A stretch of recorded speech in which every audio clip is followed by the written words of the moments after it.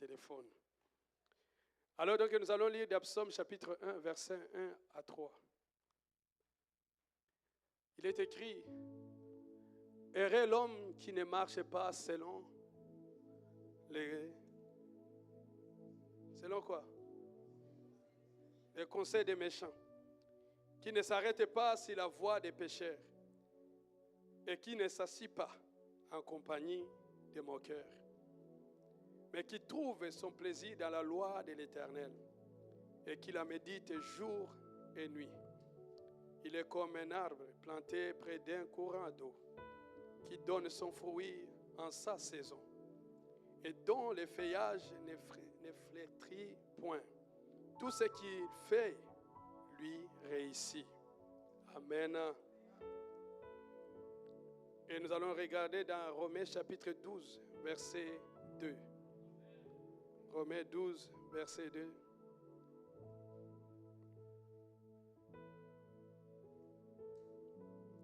Ne vous conformez pas au siècle présent, mais soyez transformés par le renouvellement de l'intelligence, afin que vous discerniez quelle est la volonté de Dieu, ce qui est bon, agréable et parfait.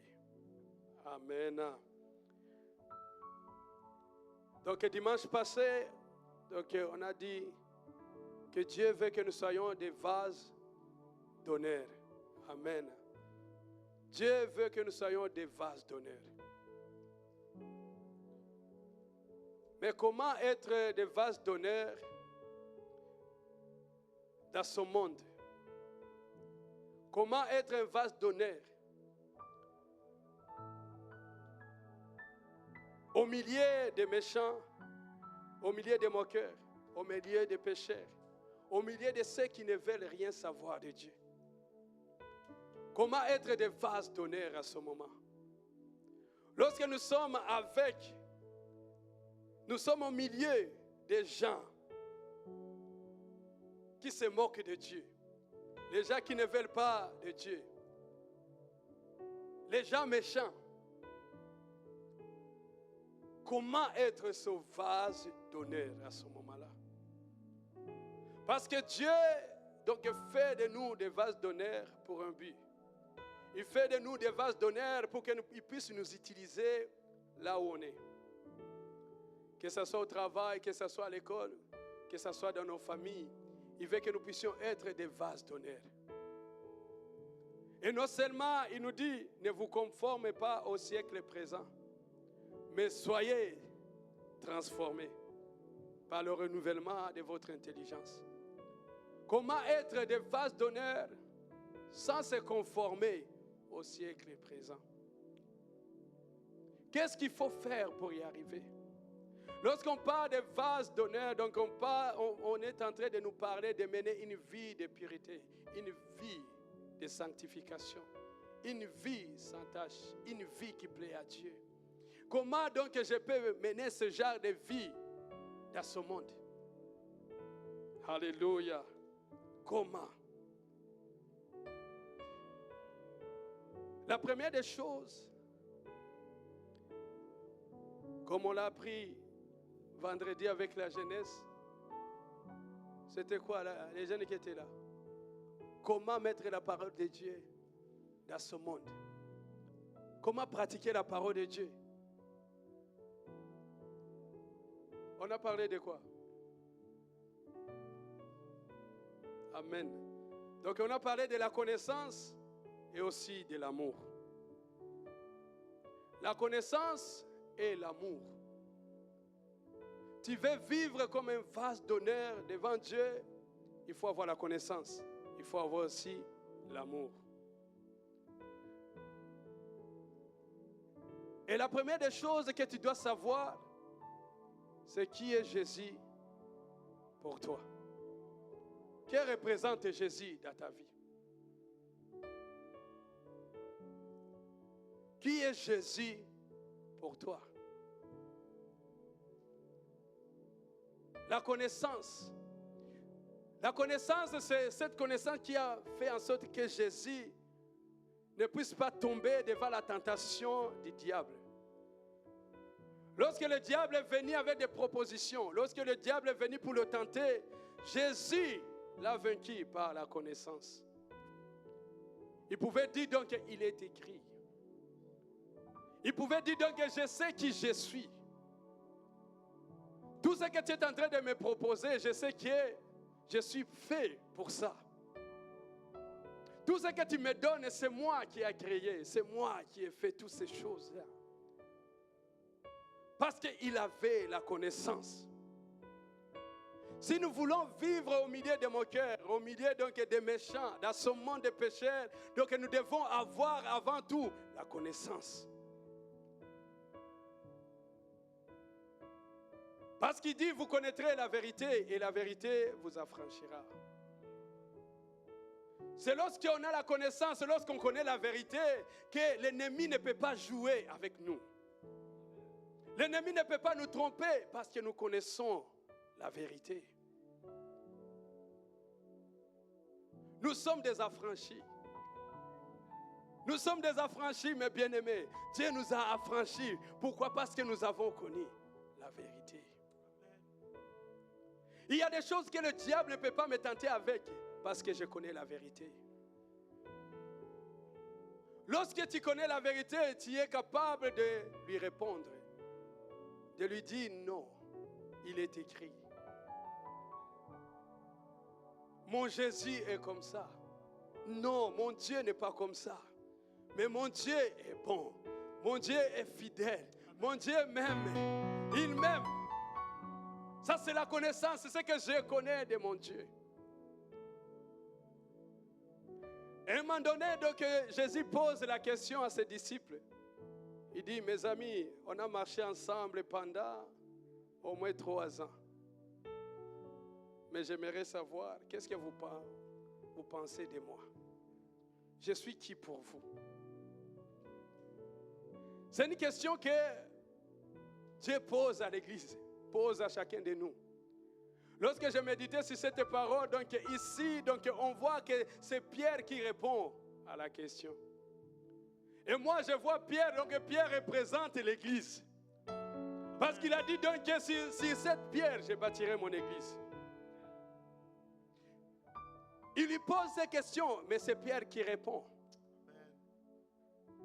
Personne d'autre ne pouvait répondre à cette question, mais c'est Pierre qui a répondu. Et Pierre nous représente, nous, en tant qu'Église. Alléluia. Dans Matthieu chapitre 16, versets 13 à 17. Jésus étant arrivé dans le territoire de Césarée, de Philippe, demanda à ses disciples, « Qui dit-on que je suis, moi, le Fils de l'homme ?» Ils lui répondirent, « Les uns disent que tu es Jean-Baptiste, les autres Élie, les autres Jérémie, ou l'un des prophètes. Et vous, leur dit-il, qui dites-vous que je suis ?» Simon-Pierre répondit, « Tu es le Christ, le Fils du Dieu vivant. » Jésus, reprenant la parole, lui dit, « Tu es heureux, Simon, fils de Jonas, car ce ne sont pas la chair et le sang qui t'ont révélé cela, mais c'est mon Père qui est dans le ciel. » Alléluia. Amen. Tu es béni, fils de Jonas.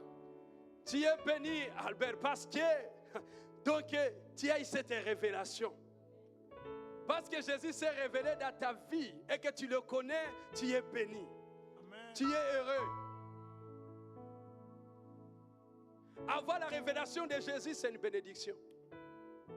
Avoir la révélation de Jésus devait nous pousser à être dans la joie.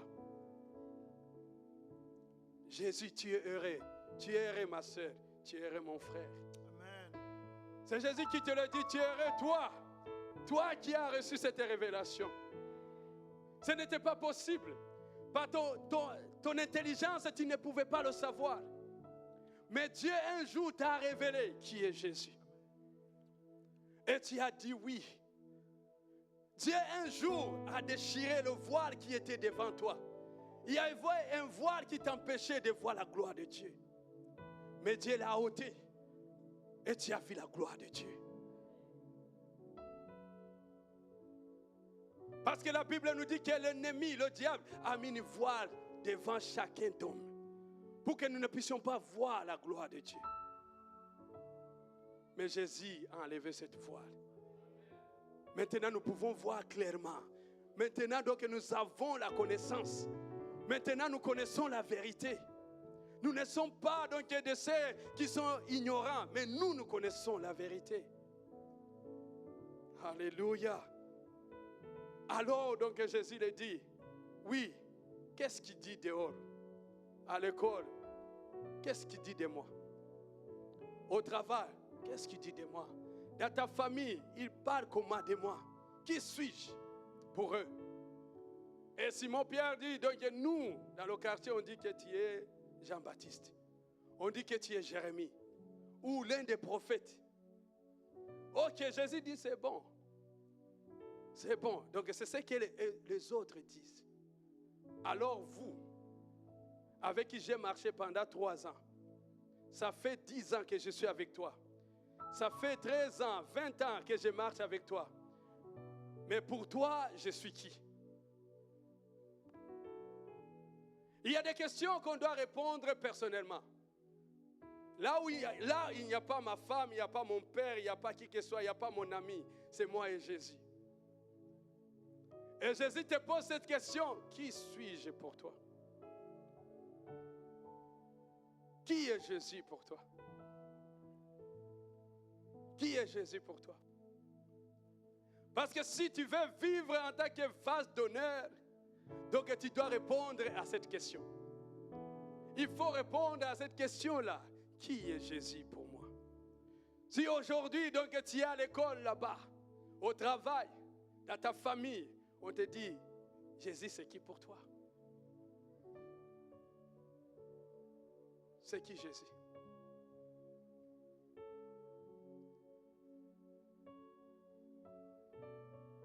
Qui est Jésus?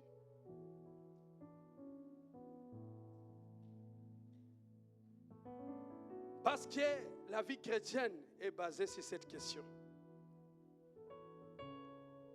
Si on n'arrive pas à répondre à cette question, il y a un problème.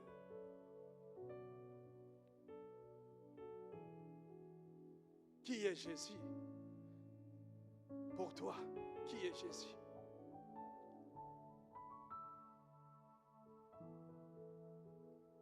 Parce que le monde a sa vision de Jésus. Tes amis donc ont leur vision de Jésus. Ta famille a sa vision de Jésus. Mais toi, qui est Jésus pour toi? Ne dis pas donc que mon mari donc pense que Jésus est comme ça. Non. Il s'agit de toi. Qui est Jésus pour toi? C'est lorsque tu vas répondre à cette question que tu pourras être un vase d'honneur. Alléluia. C'est là où tu vas être un vase d'honneur. Parce que nous, en tant que chrétiens, nous reconnaissons qu'il est le Messie. Il est l'envoyé de Dieu. Il est le Christ. C'est ce que nous croyons. Est-ce qu'il est ton Messie? Est-ce qu'il est celui qui t'a sauvé? Alléluia. Il est le Fils de Dieu, le Sauveur de l'humanité. Il est le centre de notre foi. Il est donc l'incarnation de l'amour de Dieu.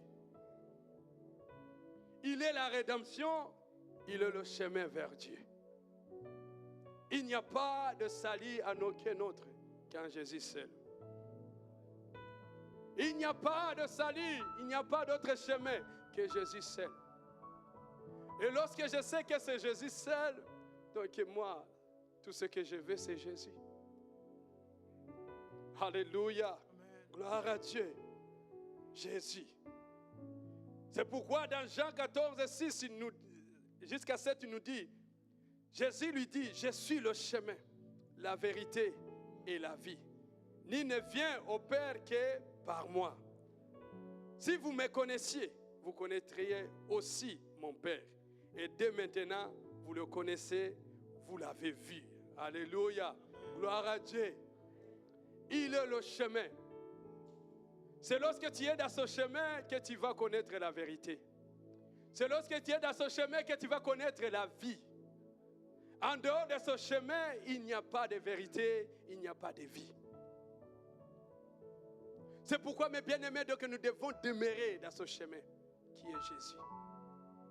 Si tu n'as pas encore pris ce chemin-là qui est Jésus, donc prends le chemin qui t'amène vers le Père, le chemin qui t'amène vers la vérité, le chemin qui t'amène vers la vie éternelle. C'est Jésus seul. Alléluia. La connaissance. Lorsque je connais Jésus, je vais donc me garder, je vais me préserver. Alléluia. Je vais faire attention, je ne vais pas pécher, je vais marcher dans la sanctification parce que je connais Jésus.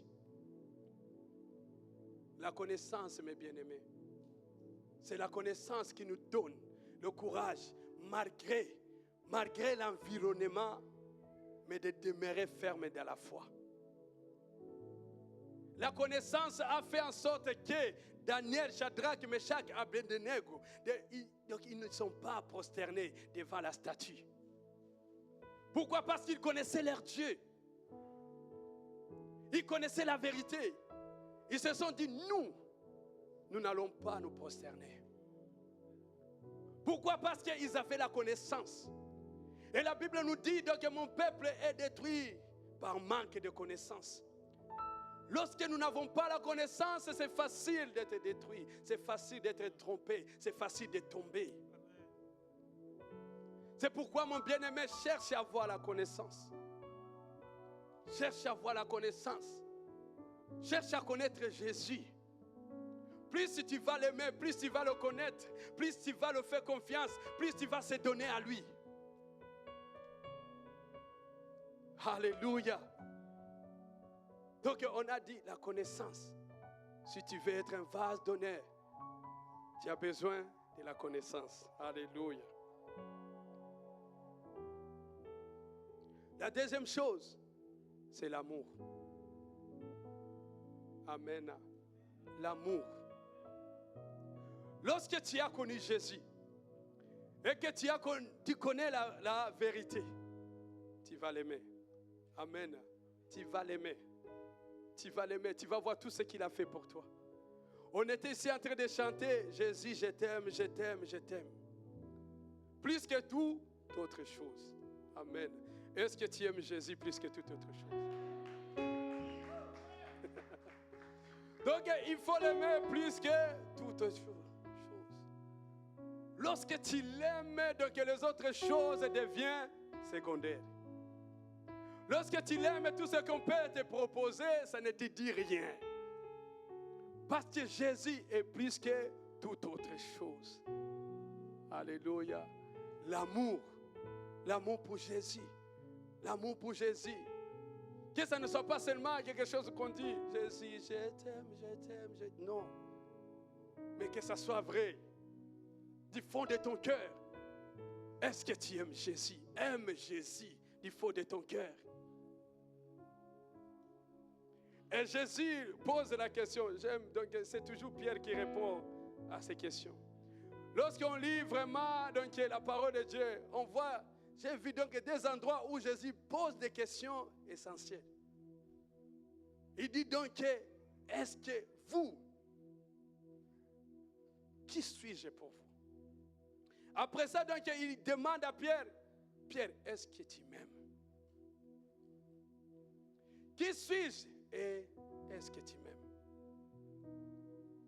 Que connais-tu de moi? Est-ce que tu m'aimes? Et ça, on le trouve dans Jean, chapitre 21, 17 à 19.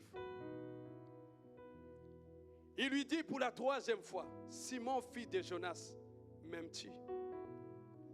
Pierre fut attristé de ce qu'il lui avait dit. Pour la troisième fois, m'aimes-tu? Il lui répondit, Seigneur, tu sais toutes choses. Tu sais que je t'aime. Jésus lui dit, paie mes brebis. Et lui dit, en vérité, je te le dis, quand tu étais plus jeune, tu t'es saigné toi-même. Tu allais où tu voulais. Mais quand tu seras vieux, tu éteindras tes mains et un autre te saignera et te mènera où tu ne voudras pas. Il dit cela pour indiquer par quelle mort Pierre glorifierait Dieu. Et ayant ainsi parlé, il lui dit, suis-moi. Alléluia. L'amour. L'amour. Est-ce que tu aimes Jésus? C'est l'amour qui fera en sorte que nous allons être des vases d'honneur. Alléluia. Alléluia. Amen. Ici, donc, Pierre, donc, m'aimes-tu? Il pose la question parce qu'avant, donc, tu m'as régné. Il y avait un moment où tu as dit, donc, je ne le connais pas. Je ne l'ai jamais connu. Je ne suis pas avec lui. Alléluia. Est-ce que tu m'aimes? C'est l'amour pour Jésus qui fait en sorte qu'on ne puisse pas le régner. C'est l'amour pour Jésus qui fait en sorte qu'on puisse demeurer ferme dans la foi, qu'on ne puisse pas donc suivre les conseils des méchants. C'est l'amour pour Jésus qui fait en sorte que nous puissions marcher dans la sanctification. L'amour pour Jésus, l'amour pour Jésus. Je dis donc que celui que tu aimes, tu ne veux pas lui faire du mal. Celui que tu aimes, tu veux lui plaire. Celui que tu aimes, tu veux être agréable à lui. Est-ce que tu aimes Jésus? Parce que Jésus est incomparable. On ne peut pas le comparer de quoi que ce soit. Tu ne peux pas comparer Jésus avec ton travail. Tu ne peux pas comparer Jésus avec tes amis. Tu ne peux pas comparer Jésus avec ta femme ou ton mari. Tu ne peux pas comparer Jésus avec tes enfants. Tu ne peux pas comparer Jésus. Jésus est à part. Il est à part. Il est à part. Il dit maintenant, Pierre, parce que tu m'aimes, parce que tu m'aimes, tu vas être prêt à aller où on va t'amener, n'importe où tu vas suivre. Donc ta volonté, donc tu n'auras plus de volonté. Alléluia. Gloire à Dieu. Si quand je te dirai va à gauche, tu iras à gauche. Quand je te dirai va à droite, tu iras à droite. Pourquoi? Parce que tu m'aimes. Ma volonté sera ta volonté. Parce que tu m'aimes. Mon choix sera mon choix, ton choix, parce que tu m'aimes. Mes désirs seront tes désirs, parce que tu m'aimes. Parce que tu m'aimes, tu vas payer le prix.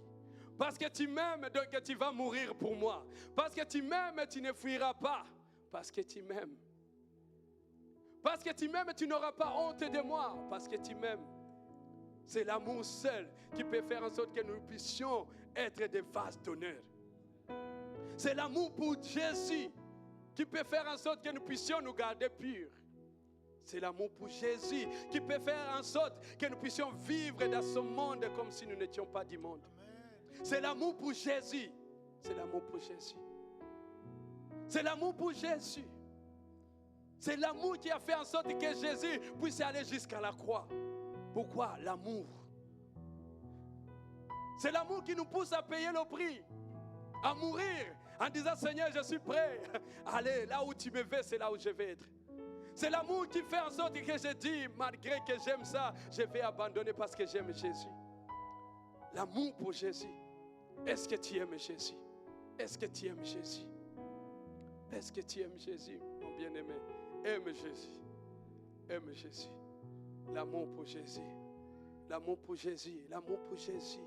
L'amour pour Jésus. Et à ceux qui se sont séparés pour l'amour pour Jésus.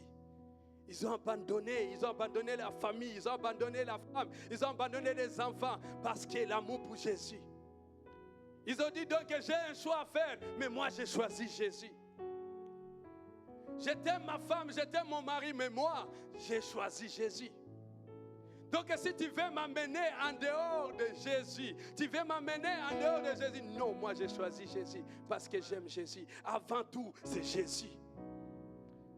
Avant d'être amoureux de toi, moi je suis amoureux de Jésus. Amen. Il est celui qui occupe la première place dans ma vie. Alléluia. Amen. Lorsque ma femme entre dans ma vie, donc elle savait qui je suis. Elle savait que j'aime Jésus. Elle savait que moi je vais servir Dieu. Avant tout. Et pour la choisir aussi, c'était selon l'amour pour Jésus. Amen. Donc tout ce que je faisais, je l'ai fait en pensant à Jésus. Est-ce que cette femme donc va m'accompagner dans cet amour pour Jésus? Est-ce que cette femme va me soutenir? Est-ce que cet ami va m'accompagner? Je vais marcher avec lui. Donc je vais demeurer amoureux de Jésus en étant avec lui. C'est la question que nous devons nous poser. Tout ce que tu fais, pense à Jésus. Donc le choix de carrière, est-ce que ce choix de carrière va m'empêcher d'aimer Jésus? Jésus doit être au centre de tout. L'amour. Mais pour être à ce niveau-là, ça demande l'amour. Ça demande l'amour, mes bien-aimés. L'amour pour Jésus. Alléluia. Oh, alléluia. Non, hier ici, lorsqu'on était ici, Dieu nous a bénis tellement. Je vais t'inviter, mon frère, aime à être dans la maison de l'Éternel. Aime à marcher avec les gens qui sont en fait pour Jésus. Aime à marcher avec des gens qui aiment Jésus. Parce que ces gens vont te contaminer, tu vas aimer encore plus Jésus.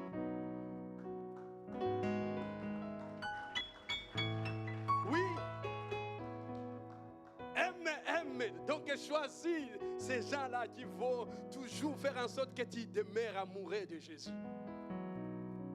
Qui ne vont pas t'éloigner de Jésus, mais qui vont t'approcher plus de Jésus.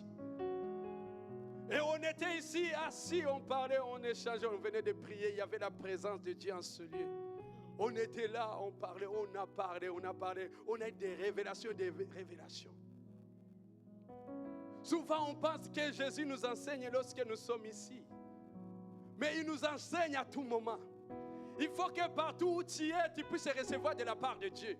Que tu sois au travail, que tu reçois de la part de Dieu. Que tu sois avec tes amis, tu reçois de la part de Dieu. Alléluia.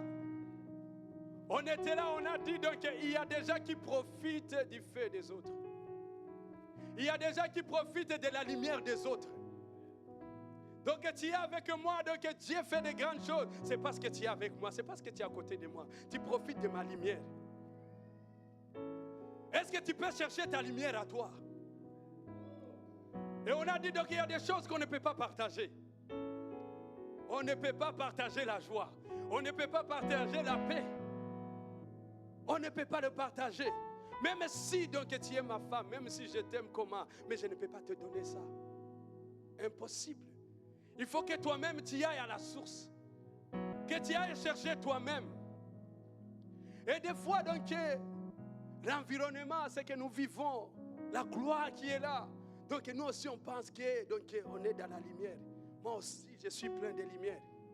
Mais est-ce que lorsque tu sors d'ici, lorsque tu es dehors, est-ce que cette lumière demeure toujours? Est-ce que tu as ta propre lumière? Alléluia. Gloire à Dieu. Parce que ces vierges folles ont dit donc donne-nous de l'huile. Emprunte-nous, donne-nous. C'est fini pour nous. Ils ont dit mes amis, allez chercher pour vous. Allez chercher de l'huile pour vous-même. Mais bien aimé, donc c'est une relation personnelle. Toi avec Jésus. Toi avec Jésus. Ce n'est pas une relation d'assemblée, mais c'est une relation personnelle. Donc là où le pasteur n'est pas, tu es seul. Est-ce que donc tu dégages toujours cette lumière? Là où on n'est pas, est-ce que tu l'adores toujours? Est-ce que tu le loues? Alléluia, gloire à Dieu. Cherche cette lumière pour toi-même. Cherche Dieu pour toi-même, mon bien-aimé. Alléluia. Oh,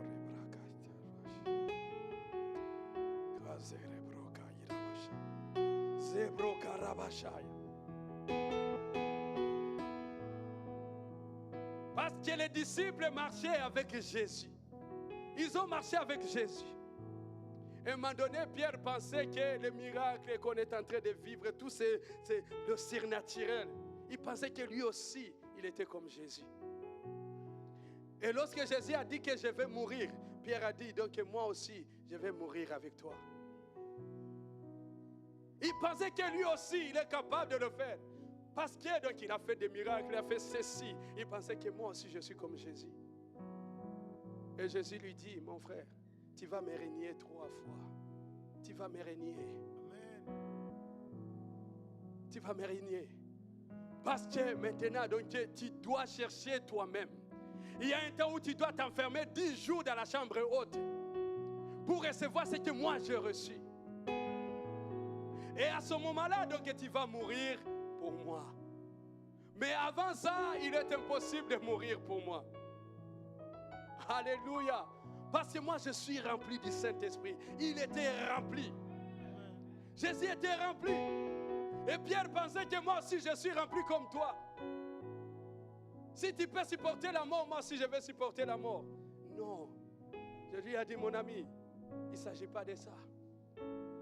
Donc, il y aura un temps pour toi.